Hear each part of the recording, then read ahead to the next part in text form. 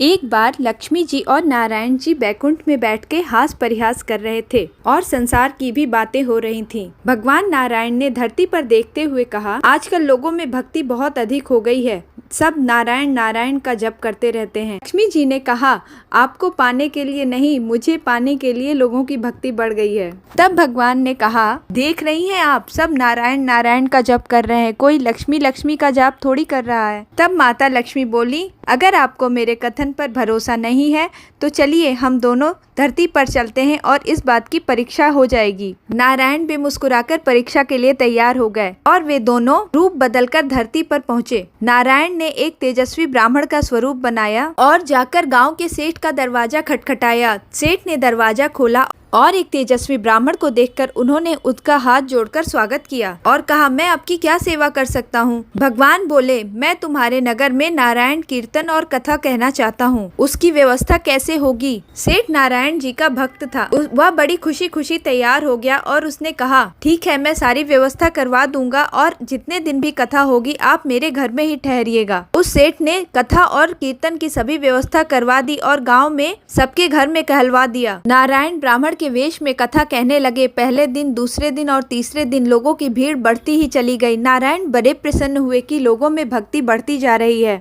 माता ने मन ही मन प्रभु को कहा, प्रभु मैं भी आ रही हूँ अब आपके भक्तों की परीक्षा लेने। तब माता ने एक बुजुर्ग महिला का रूप धारण किया और उस नगर में पहुंची और एक महिला के घर का दरवाजा खटखटाया। महिला बाहर निकली और उसने पूछा, क्या काम है। मैं प्रवचन के लिए जा रही हूँ, 4 बजे कथा में पहुँचना है, मुझे देर हो जाएगी, जल्दी बोलो माता। तब उस बुढ़िया माता ने कहा, बेटी जरा 1 गिलास पानी पिला दे, बड़ी प्यासी हूँ। उस महिला ने बेमन से ही लेकिन 1 गिलास पानी ले आकर उसे दिया। बुढ़िया ने पानी पी लिया और वह गिलास उस औरत को लौटा दिया। उस औरत ने देखा वह गिलास सोने का हो गया था। गिलास को सोने का हुआ देखकर उस महिला ने बहुत आश्चर्य किया और उस बुजुर्ग महिला से कहा, माता आप बड़ी दूर से आई हुई लगती हैं, आइए भोजन भी ग्रहण करके ही जाइए। उस महिला के मन में यह लालच आ गया था कि जब गिलास सोने का हो गया है तो जिस पात्र में भोजन दूंगी वह पात्र भी सोने का हो जाएगा। माता लक्ष्मी मुस्कुराते हुए बोली, जाओ बेटी जाओ, तुम्हारा कथा प्रवचन का टाइम हो गया है,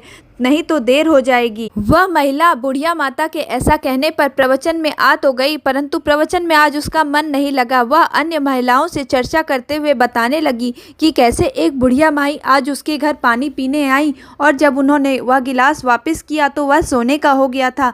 जब अन्य महिलाओं ने यह बातें सुनी तो धीरे धीरे उनका मन कथा से उचाट हो गया और वे सोचने लगी, घर चलते हैं, शायद बुढ़िया माता हमारे यहाँ भी पधारें और हम भी उन्हें भोजन पानी देंगी तो हमारे भी बर्तन सोने के हो जाएंगे।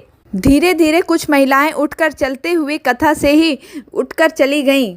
अगले दिन सत्संग में भी बहुत कम महिलाएं पहुंची। उन्होंने सोचा, गांव में ऐसी बुढ़िया माई पधारी हैं, कब किसके घर का दरवाजा खटखटाएं पता ना चलेगा, तो हम घर में ही रह जाती हैं, इससे कि उनके आने पर हम उनका स्वागत कर सकें और उन्हें भोजन पानी दे सकें। लक्ष्मी जी भी घूम घूम कर घरों में जाती, किसी के यहाँ दूध पीती, किसी के यहाँ भोजन करती, किसी के यहाँ जल ग्रहण करती और जिसके भी यहाँ वह जो भी बर्तन इस्तेमाल करती उसे सोने का करके वापस कर देती। इधर सेठ जी ने देखा कथा में लोग लगातार कम होते जा रहे हैं। एक दिन कथा में सिर्फ 2-4 लोग ही आए। तब सेठ जी ने इसका कारण पूछा और कहा, क्या बात है, प्रतिदिन भक्तों की संख्या घटती जा रही है। तो वहाँ महिलाएं तो आई ही नहीं थी, परंतु जो 2-4 पुरुष वहाँ बैठे थे उसमें से किसी एक ने कहा, गाँव में एक चमत्कारी माता जी आई हुई है जो अत्यंत वृद्ध है। वह प्रतिदिन भिक्षा मांगने लोगों के घर जाती है और जो कोई भी उन्हें भोजन कराता है या जल पिलाता है वे जिस पात्र में ग्रहण करती हैं उसे सोने का कर देती हैं। इसी वजह से महिलाएं अब सत्संग में आना छोड़ दी हैं। अब तो सभी उन माता जी का ही इंतजार करती रहती हैं।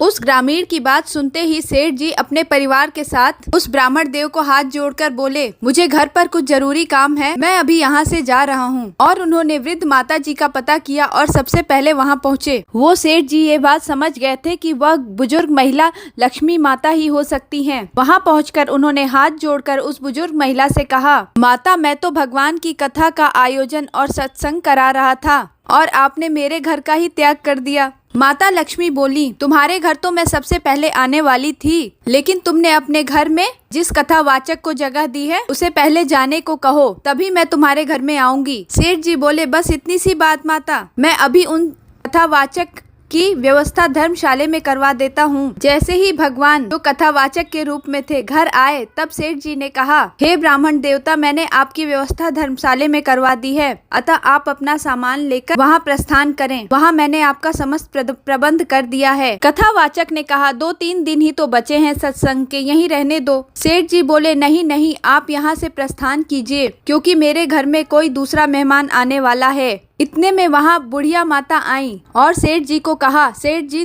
तुम जरा बाहर जाओ, मैं इनसे निपट लेती हूँ। सेठ जी बाहर चले गए। माता लक्ष्मी आई और नारायण से मुस्कुराते हुए बोली, अब बताइए प्रभु, मान गए ना मेरी बात को? अब तो यह लक्ष्मी की चाहत में आपको भी घर से निकाल रहा है। भगवान मुस्कुराए और बोले, हाँ मैं तुम्हारी बात को समझ गया, लेकिन तुम भी तो तभी यहाँ आई जब मैं यहाँ आया और मैंने संत के रूप में यहाँ सत्संग और कथा वाचन किया। तब लक्ष्मी जी मुस्कुरा कर बोली, हाँ प्रभु, आपके बगैर मैं आ तो सकती हूँ किंतु ठहर नहीं सकती, क्योंकि जहाँ आपका निवास होगा वहीं मेरा भी स्थान होगा। तब दोनों ने मुस्कुराकर कहा, जहाँ संत कथा करेंगे और भगवान के गुणों का वर्णन होगा वहाँ लक्ष्मी जी का निवास अवश्य होगा। जहाँ संतों का सम्मान होगा और हरि कीर्तन होगा, हरि चर्चा होगी, वहाँ लक्ष्मी जी स्थायी रूप से सदैव निवास करेंगी। ऐसा आशीर्वाद देकर नारायण वहाँ से चले गए। प्रभु के बैकुंठ जाने के बाद अगले दिन सेठ जी के घर के बाहर सभी गांव वाले आकर इकट्ठे हो गए। सभी चाहते थे कि वे बूढ़ी माता सबके घर में बारी बारी से आएं, परंतु लक्ष्मी माता तो वहां से जाने के लिए तैयार खड़ी थी। तब गांव वालों ने कहा, हमसे ऐसी क्या भूल हो गई है जो आप यहाँ से जाना चाहती हैं? सेठ जी ने भी कहा, मैंने तो उस कथावाचक को भी यहाँ से भेज दिया है, फिर आप क्यों जाना चाहती हैं? तब माता ने कहा, मैं वहीं रहती हूँ जहाँ नारायण का वास होता है। आपने नारायण को निकाल दिया तो मैं यहाँ कैसे वास कर सकती हूँ? और वे भी बैकुंठ के लिए चली गयी। जो लोग सिर्फ लक्ष्मी के पीछे भागते हैं, उनके घर में लक्ष्मी आ तो जाती हैं, परंतु टिकती नहीं है। शीघ्र ही किसी न किसी बहाने से वो वापस चली जाती हैं। लक्ष्मी जी का स्थायी वास वहीं होता है जहाँ हरि की उपासना और हरि का नाम रहता है। राधे राधे।